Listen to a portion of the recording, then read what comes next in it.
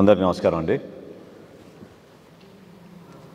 ఈరోజు ప్రత్యేకంగా రాష్ట్రంలో పెట్టుబడుల్ని ప్రోత్సహించడానికి కోసం నూతన ఇండస్ట్రియల్ పాలసీ తీసుకొచ్చామని, తద్వారా రాష్ట్రానికి అనేక మంది పెట్టుబడిదారులు, పెద్ద పెద్ద ఇండస్ట్రీస్ ఇవన్నీ కూడా తరలి వస్తున్నాయని పదే పదే ముఖ్యమంత్రి గారు అనేక సందర్భాల్లో చెప్పడం మీరందరూ కూడా గమనించి ఉంటారు. సుమారు 13 లక్షల కోట్ల రూపాయలతోటి ఎంఓయూలు చేసుకుని గ్లోబల్ ఇన్వెస్టర్ సమ్మిట్లో రాష్ట్రానికి ప్రత్యేకంగా యువతకు కనీ వినియరిగిన రీతిలో ఉపాధి కల్పిస్తామనేది వీళ్ళందరూ కూడా చెప్పుకుంటూ వచ్చారు.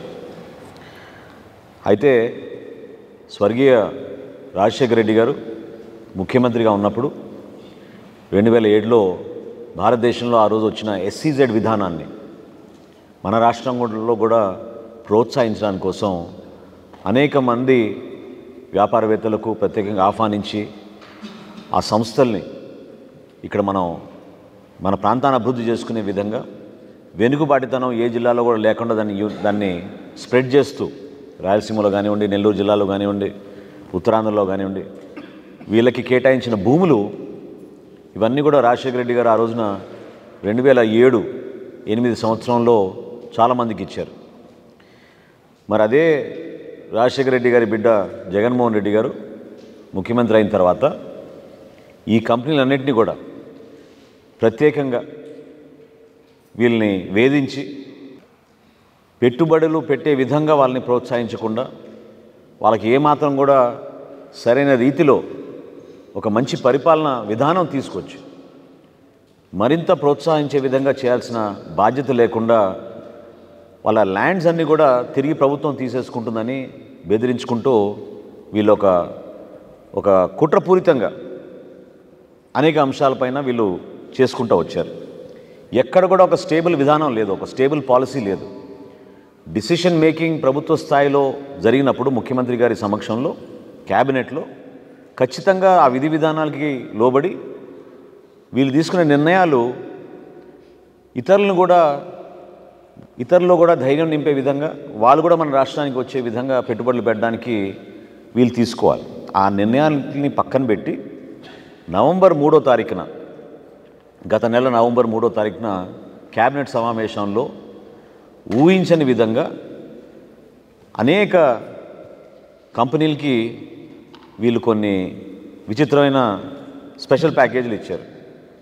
ఇది ఏమనిపిస్తోందంటే ఒక రీటైల్ స్టోరు మూసేసే ముందు క్లియరెన్స్ సేల్ అని పెడతారు. ఇన్ని రోజులు ఉన్న 30%, 40% డిస్కౌంట్ కాస్త 70%, 80% డిస్కౌంట్ మేము క్లియరెన్స్ సేల్ పెట్టేసాం, ఉన్నవన్నీ కూడా మేము అమ్మేసి దుకాణం మూసేస్తున్నాం అనేది వీళ్ళు ఒక లైన్ తీసుకుని మార్కెటింగ్ చేస్తారు. ఆ విధంగానే ఈ ప్రభుత్వం ఒక క్లియరెన్స్ సేల్ మొదలుపెట్టింది.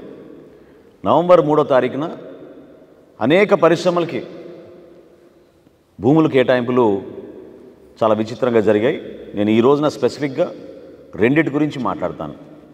మొట్టమొదటిది Krishnapatnam ultra mega power project అని 2680 ఎకరాలు వీళ్ళకి ఒక మెగా పవర్ ప్రాజెక్ట్ ఏర్పాటు చేసేటట్టు నెల్లూరు జిల్లాలో 2007లోనే స్వర్గీయ రాజశేఖర రెడ్డి గారు ఆ రోజున కేటాయించారు. సరే, ఆ రోజు నుంచి అనేక ఇబ్బందులకు గురై వాళ్ళు స్థాపించలేక రిలయన్స్ పవర్ వాళ్ళు చివరికి మేము కట్టిన 300 కోట్ల బ్యాంక్ గ్యారంటీ మాకు రిటర్న్ చేయండి అని చెప్పి రాష్ట్ర ప్రభుత్వానికి వాళ్ళు ఒక అర్జీ పెట్టుకుని జనవరి 2016లో వీళ్ళు అసలు మేము ప్రాజెక్టే చేయడం లేదు, మేము ఎగ్జిట్ అవుతున్నామని రాష్ట్ర ప్రభుత్వానికి ఉత్తరం రాశారు. కానీ ఈరోజున్న పరిస్థితి ఏంటంటే అదే రిలయన్స్ కొత్తగా ఇచ్చిన ఒక దరఖాస్తు ఏదైతే భూములు తీసేసుకుంటాం మీరు ప్రాజెక్ట్ చేయడం లేదని చెప్పిన ప్రభుత్వానికి వీళ్ళు ఒక దరఖాస్తు పెట్టుకుంటే ఆ నోటీసులన్నీ విత్డ్రా చేస్తూ రాష్ట్ర ప్రభుత్వం నిర్ణయం తీసుకుని ఆ 2680 ఎకరాల భూమి తిరిగి వాళ్ళకి రిజిస్టర్ చేసే విధంగా ఒక నిర్ణయం తీసుకున్నారు. కానీ నిర్ణయం తీసుకునే ముందు స్టేట్ ఇన్వెస్ట్మెంట్ ప్రమోషన్ కౌన్సిల్ ఉంటుంది. దీనికి చీఫ్ సెక్రటరీ గారు దానికి హెడ్. ముందు వాళ్ళు సమీక్షిస్తారు ఈ ప్రపోజల్స్ని. వాళ్ళు చాలా స్పష్టంగా ఈ ల్యాండ్ ఏదైతే మీరు తిరిగి రిలయన్స్ ఇండస్ట్రీకి ఇద్దామని అనుకుంటున్నారో కృష్ణపట్నం పవర్ ప్రాజెక్ట్కి, అల్ట్రా మెగా పవర్ ప్రాజెక్ట్కి, దీన్ని మీరు ఎనర్జీ డిపార్ట్మెంట్కి రాసి దీనిలో అసలు జస్టిఫికేషన్ ఉందా లేదా, ఆ రోజు వీళ్ళు ఏర్పాటు చేస్తా ఉన్న అల్ట్రా మెగా పవర్ ప్రాజెక్టు కాక ఈరోజు కొత్తగా green ammonia, green hydrogen, photovoltaic based power generation అని కొత్త నామన్క్లేచర్తో వీళ్ళు వచ్చారు. ఇది అసలు కరెక్టా కాదా అని వాళ్ళు రికమెండ్ చేశారు. ఎవరికి? ఎనర్జీ శాఖకి వాళ్ళు రికమెండ్ చేసి వాళ్ళ ఒపీనియన్ తీసుకోమన్నారు. కానీ ముఖ్యమంత్రి గారు హడావుల్లో ఉన్నారు కదా, క్లియరెన్స్ సేల్. సో ఆయన హెడ్ చేసిన committee, state investment promotion board committee ఉంటుంది, దానికి ముఖ్యమంత్రి గారే దానికి చైర్మన్. ఆయన హడావుడిగా ఈ అబ్జెక్షన్స్ అన్నీ ఓవర్ రూల్ చేసేసి ఇమ్మీడియట్గా వాళ్ళు క్లియర్ చేసి నవంబర్ 3వ తారీఖున క్యాబినెట్లో దీని అప్రూవల్ ఇచ్చేశారు. అంటే 2680 ఎకరాల భూమి Krishnapatnam ultra mega power project కోసం ఆ రోజున స్వర్గీయ రాజశేఖర రెడ్డి గారు ఇచ్చిన ఆ భూమిని వీళ్ళు గతంలో లాగేసుకుందామని ప్రయత్నం చేసి ఇప్పుడు మళ్ళీ వాళ్ళకి కొత్త రాయితీలతోటి వీళ్ళకి అప్పచెప్పడం జరిగింది. రెండో కేసు నియోజన్ ప్రాపర్టీస్ ప్రైవేట్ లిమిటెడ్ అని, ఇది హిందూపూర్ అనంతపూర్ జిల్లాలో. వీళ్ళు గతంలో రాజశేఖర రెడ్డి గారి హయాంలోనే 350 ఎకరాల్లో మేము ఒక అపెరల్ పార్క్ ఏర్పాటు చేస్తాం, అక్కడ ఉన్న మహిళలందరికీ కూడా మేము ఉపాధి కల్పించే విధంగా ఈ 350 ఎకరాల్లో కూడా ఒక అపెరల్ పార్క్ ఏర్పాటు చేస్తామని ఇండస్ట్రియల్ పార్క్లో ల్యాండ్ ఇవ్వమని ఆ రోజు కోరుకుని, అది కూడా ఒక ఎస్సీజెడ్ ప్రత్యేకంగా ఆ రోజున్న చట్టాల్లో భాగంగా ఎస్సీజెడ్, అది అంటే ఓన్లీ ఫర్ ఎక్స్పోర్ట్ ప్రమోషన్ కోసం ఆ రోజున వీళ్ళు భూములు అడిగినప్పుడు కేటాయించడం జరిగింది. 2019లో జగన్మోహన్ రెడ్డి గారు ముఖ్యమంత్రి అయిన తర్వాత అనేక మంది పరిశ్రమలపైన వీళ్ళు వెంటబడ్డాడు. అందులో ఈ పరిశ్రమ కూడా ఒకటి. ఆ భూమి మీరు తిరిగి ఇచ్చేయాల్సిందే, ఎందుకంటే మీరు నాన్ ఇంప్లిమెంటేషన్ చేశారు కాబట్టి ఎట్టి పరిస్థితుల్లో రిటర్న్ చేయమని వీళ్ళు వెంటబడ్డారు. వాళ్ళు పాపం కోర్టుకు వెళ్దామా ఏం చేద్దామని అనేక విధాలుగా ఇబ్బంది పడి కోర్టుకు వెళ్ళారు. ఇప్పుడు ఏం చేశారు వీళ్ళు సడన్గా? ఇందాక నేను అన్నట్టు ఇంకోసారి చెప్తున్నా, క్లియరెన్స్ సేల్ ఇప్పుడు హడావిడిలో ఉన్నారు. ఆ ఎస్సీజెడ్ భూమిని డీనోటిఫికేషన్, అదేవిధంగా అపెరల్ పార్క్ కోసం వీళ్ళు పెట్టుకున్న ఆ రోజు ఇచ్చిన ఒరిజినల్ అలాట్మెంట్ని వీళ్ళు మారుస్తూ కొత్తగా ఏరోస్పేస్ కోసం జనరల్ ఇంజనీరింగ్, అంటే ఏదైనా ఉండొచ్చు, అది ఫ్యాబ్రికేషన్ ఉండొచ్చు, ఇంజనీరింగ్ ప్రోడక్ట్ ఉండొచ్చు, ఏదైనా ఉండొచ్చు, లేదా ఆటోమొబైల్ మ్యానుఫ్యాక్చరింగ్ కోసం ఆ ల్యాండ్ యూజ్ కాస్త మార్చమని అపెరల్ పార్క్ కాకుండా ఎస్సీజెడ్ కింద మేము తీసుకున్న ఈ ల్యాండ్ని జనరల్ ఇంజనీరింగ్, ఆటోమొబైల్స్, ఏరోస్పేస్ దీనికోసం మార్చమని వాళ్ళు దరఖాస్తు పెట్టుకుంటే ఇదే చీఫ్ సెక్రటరీ గారి ఆధ్వర్యంలో కమిటీ దాన్ని రిజెక్ట్ చేసింది. ఎందుకు రిజెక్ట్ చేసిందంటే అపెరల్ పార్క్ అయితే ఎక్కువ మందికి ఉపాధి కల్పించగలుగుతాం, అక్కడ మహిళా సాధికారత కోసం ఉపయోగపడుతుంది కాబట్టి ఖచ్చితంగా ఇది లీగల్ ఒపీనియన్ తీసుకోవాలి, ఎస్సీజెడ్కి ఇచ్చిన ల్యాండ్ని మనం ఈ విధంగా వాళ్ళకి మళ్ళీ తిరిగి అప్పచెప్పకూడదు, సేల్ డీడ్ చేయొద్దు అని చాలా స్పష్టంగా వీళ్ళు రికమెండేషన్స్ చేస్తే మరొకసారి ముఖ్యమంత్రి గారి సమక్షంలో జరిగిన ఈ state investment promotion board meeting పెట్టి అవన్నీ ఓవర్రూల్ చేసేసి ఏదైతే ఈ యాజమాన్యం అడిగారో దాన్ని పూర్తిగా వీళ్ళు యాక్సెప్ట్ చేస్తూ నవంబర్ 3వ తారీఖున క్యాబినెట్లో దానికి కూడా వీళ్ళు ఆమోదం తెలిపారు. అంటే ఈ కొత్త ఇండస్ట్రియల్ పాలసీ ఎవరిని బెనిఫిట్ చేయడానికని నేను ప్రశ్నిస్తున్నాను.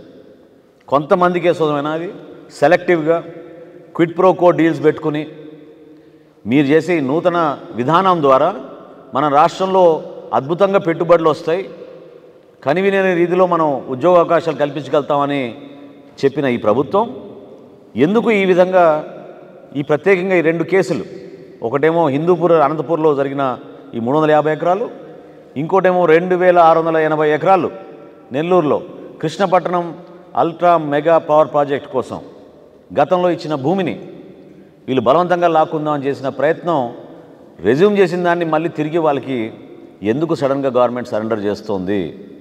కారణం ఏంటి? దీంట్లో క్విడ్ ప్రో కో ఏంటి? అసలు కొంతమంది కోసమే మీరు బెనిఫిట్ కలిగే విధంగా ఎందుకు చేస్తున్నారు ఈ పాలసీ విధానాన్ని? దీని గురించి ఖచ్చితంగా నవంబర్ 3వ తారీఖున క్యాబినెట్లో జరిగిన ఆ సమావేశంలో ఎందుకు ఇటువంటి క్లియరెన్స్ సేల్ పెట్టారు? ఎందుకు హడావడిగా state investment promotion council headed by chief secretary వాళ్ళు ఆమోదించకపోయినా కూడా, వాళ్ళ అబ్జెక్షన్స్ రేజ్ చేసినాక కూడా ఎందుకు ముఖ్యమంత్రి గారి సమక్షంలో స్టేట్ ఇన్వెస్ట్మెంట్ ప్రమోషన్ బోర్డు మరియు క్యాబినెట్ దీనికి ఆమోదం తెలిపిందో ఈ వైఎస్ఆర్సీపీ ప్రభుత్వం చెప్పాలి. దీనికి ఖచ్చితంగా మేము కోరేది ఏంటంటే, మీరు ఈ ఫైల్స్ అన్నీ బయటపెట్టండి నిజాయితీగా. ఆ ఫైల్లో ఏమున్నాయి నోటింగ్స్, ఏ విధంగా ప్రభుత్వంలో ఉన్న వివిధ శాఖలు దీనికి అబ్జెక్షన్స్ రేజ్ చేశాయి. ఉపాధి కల్పిస్తామని చెప్పి అపెరల్ పార్క్ పెడితే మహిళా సాధికారత కోసం మహిళలకు ఎక్కువ మంది ఉపాధి కల్పించవచ్చు మనం హిందూపురం లాంటి వెనుకబడి ప్రాంతంలో అని ఆ రోజు రాజశేఖర రెడ్డి గారు తీసుకున్న నిర్ణయాన్ని మీరు వ్యతిరేకించి భూమి తీసేసుకుని ఈ రోజున జనరల్ ఇంజనీరింగ్ అనే నామెన్క్లేచర్ తోటి వాళ్ళకి మళ్ళీ 350 ఎకరాలకి మీరు సేల్ డీడ్ కూడా చేయడానికి ఆమోదించేసింది ఈ ప్రభుత్వం. ఖచ్చితంగా దీని వెనక బెనిఫిట్ పొందుతున్నారు ఇల్లు, లేకపోతే ఇంత హడావిడిగా ఈ క్లియరెన్స్ సేల్ ఎందుకు చేస్తున్నారు? ఈ ఇండస్ట్రియల్ పాలసీలో ఉన్న లొసగులు ఇన్ని రోజులు మీరు చెప్పుకున్న అద్భుతంగా మేము తీసుకొచ్చాం, మార్చేస్తాం, ఎంప్లాయ్మెంట్ కల్పిస్తాం అని చెప్పిన వ్యక్తులు ఈ రోజున ఈ క్విడ్ ప్రో కో గురించి సమాధానం చెప్పాలని జనసేన పార్టీ నుంచి మేము డిమాండ్ చేస్తున్నాం. ఎస్ ఎస్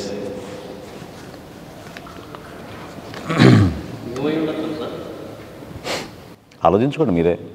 2007లో ఎంత ఉండిందే భూమి విలువ, ఇప్పుడు ఎంత ఉంది ఆ భూమి విలువ?